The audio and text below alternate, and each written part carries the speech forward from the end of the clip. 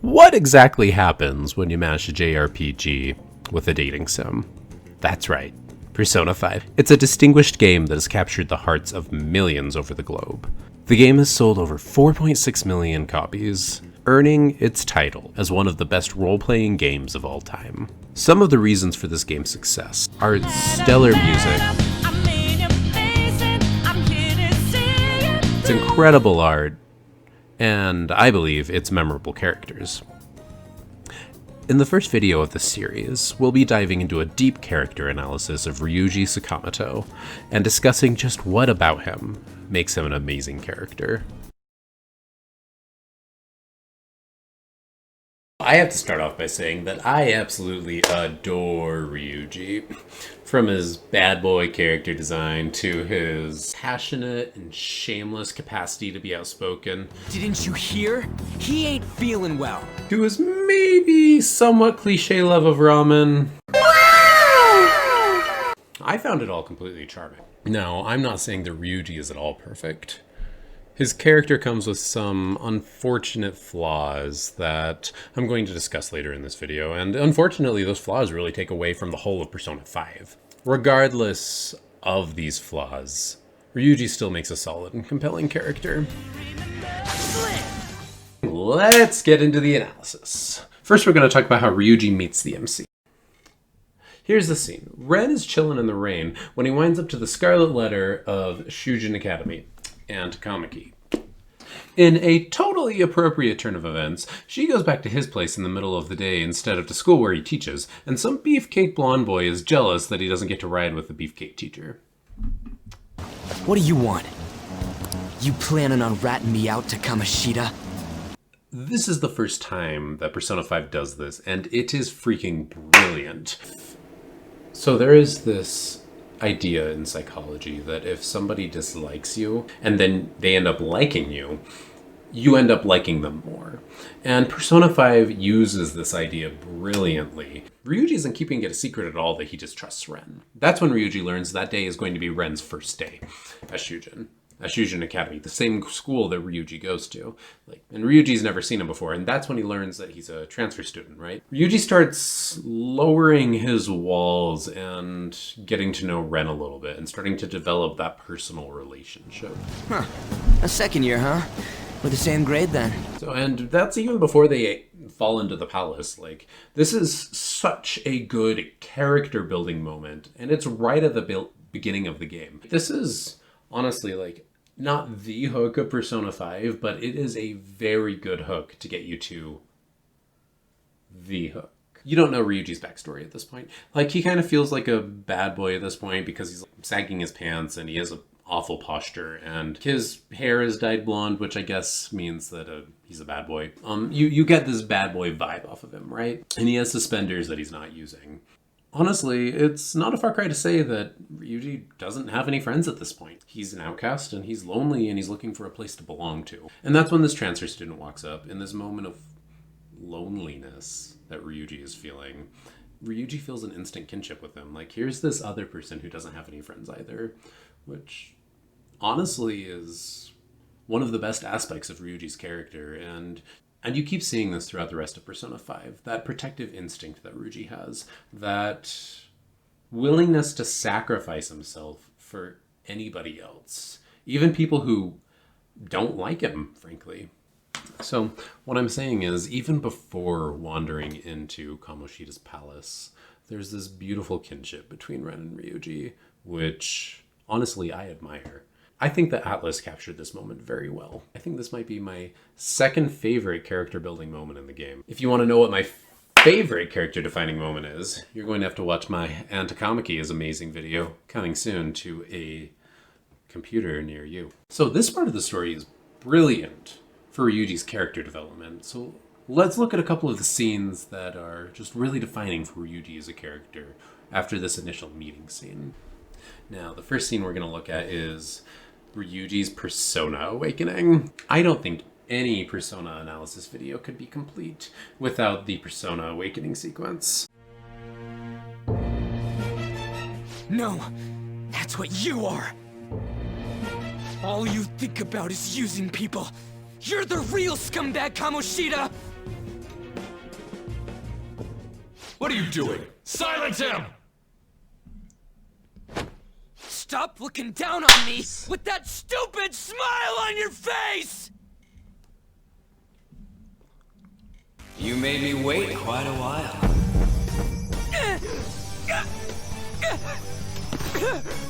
You seek power, correct? Then let us form a pact. Since your name has been disgraced already, why not hoist the flag and wreak havoc? The other you who exists within desires it thus. I am thou art I. There is no turning back. The skull of rebellion is your flag henceforth! What can you do?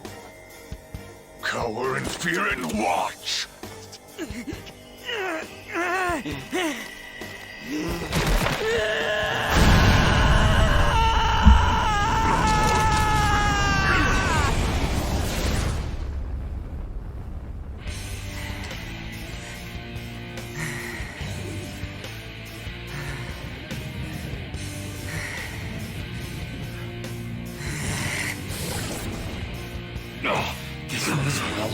Right on. What's up, Persona? This effing rocks! Now that I got this power, it's time for payback! Yo, I'm ready. Bring it!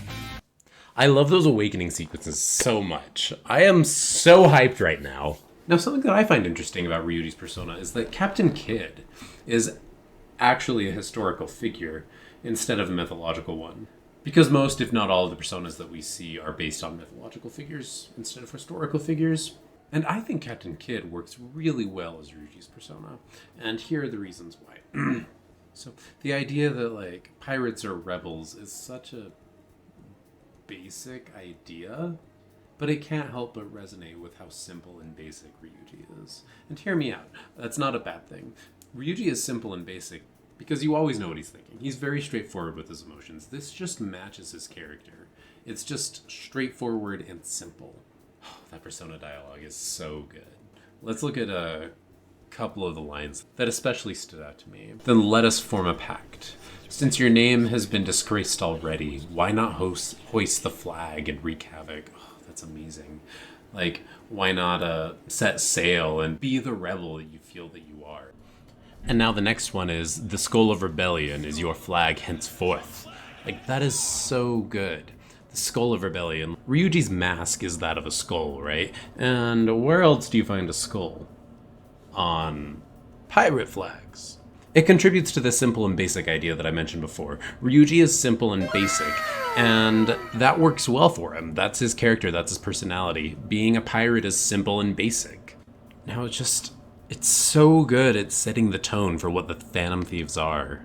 The skull of rebellion, they're all rebels. Like, what they're doing by being Phantom Thieves is rebelling, and that metaphor that the skull of rebellion is your flag henceforth, it sends chills down my spine.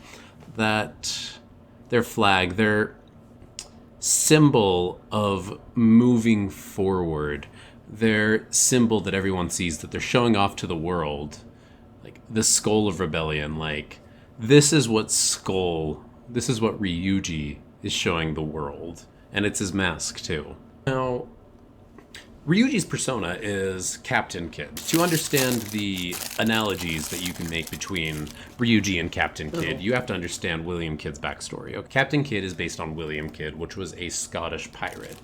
This pirate, William Kidd, he helped out the English army during the 1700s in the war versus England and France, okay?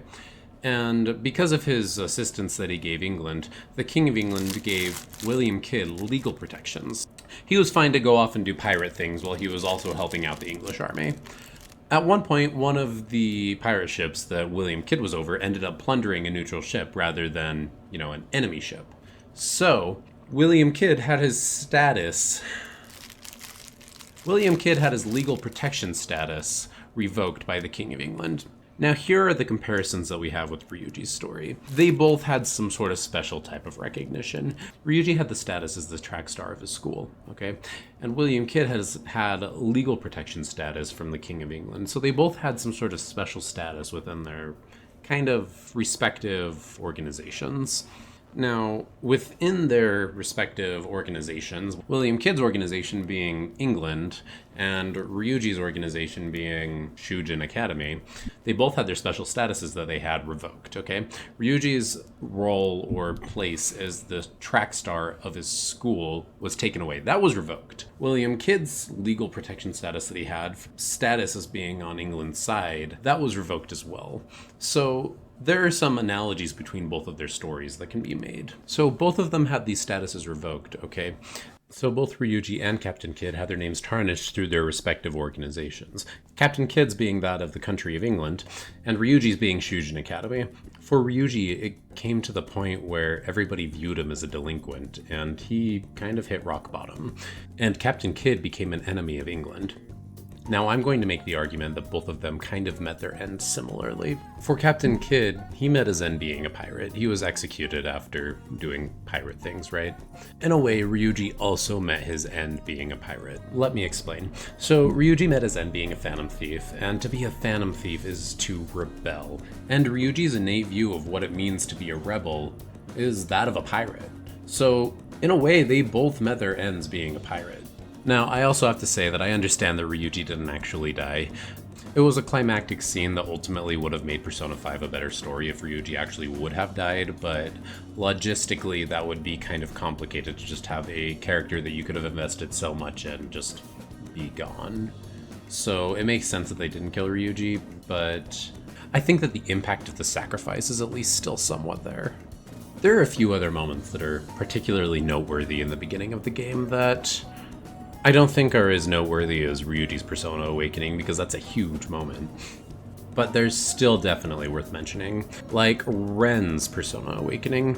Ryuji makes an attempt to sacrifice himself so that Ren can run away, which is totally in line with Ryuji's character, and it's quite charming. There's also the moment where Ryuji meets Morgana. This is a really great moment for establishing the tension between the two that's going to be game long. The scene with Morgana helps to establish that Ryuji is vulgar and short-tempered, and even though he still has a lot of positive qualities, there are flaws within him. But I think maybe, apart from the Persona Awakening scene, there's one aspect of his character that I find most charming in this section of the game, and that is his willingness to re-enter the palace before he gets his persona, and I find that completely admirable. His drive to do something about this person who's terrorizing students at his school is absolutely incredible. He has every likelihood of dying. If he screws up, if he puts one foot out of place, he will die. There are real dangers in these palaces, especially for people who don't have personas. Now, at this point in the story, the focus switches more from Ryuji to Anne in terms of building up character development. Ryuji is fairly consistent in what his character is, until pretty close to the end of the game. You get this charming confidant story where Ryuji saves the track team from a second potential Kamoshida. You get the contention between Morgana and Ryuji and the somewhat lackluster conclusion for it.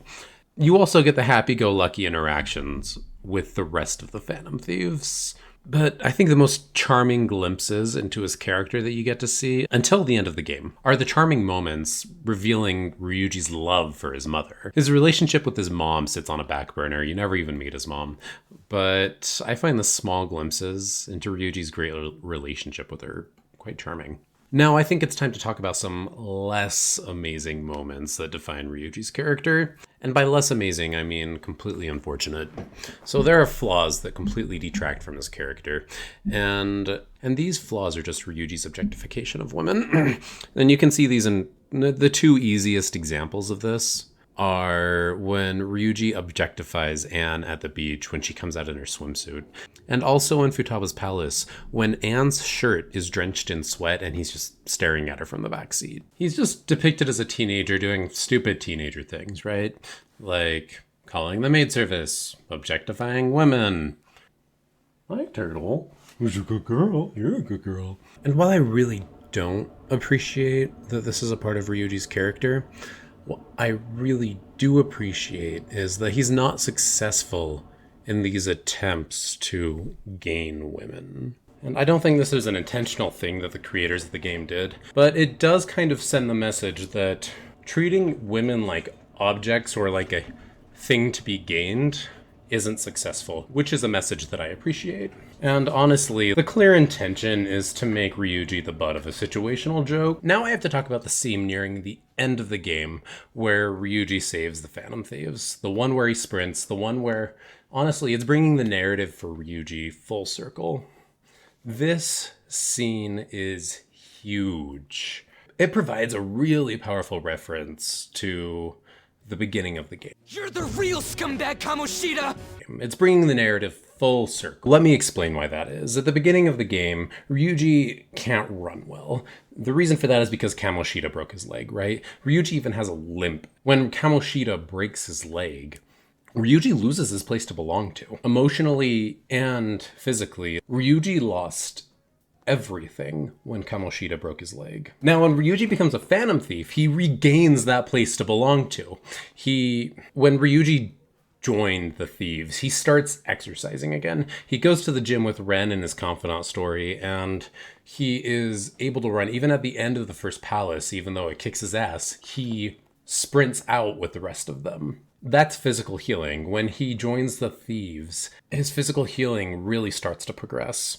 When he joins the Thieves, he also gains a place to belong to. That is emotional healing. The emotional and physical healing coincide with each other, which is really cool. Now, I believe that this broken leg is a powerful symbol for what was a somewhat shattered life. And in the end, the best part of it, when he's achieved this emotional and physical wholeness, he sacrifices himself for the people who gave him the courage to have that emotional security.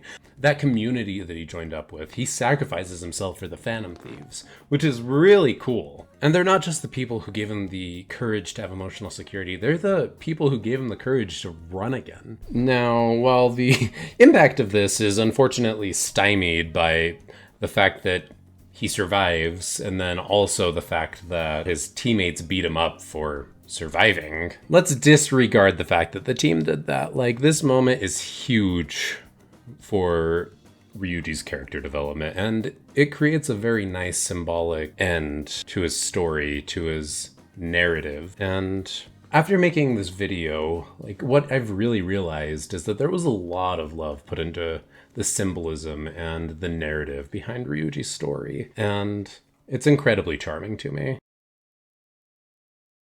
Now, before I end this video, I have a couple of fun tidbits for you to reward you for watching.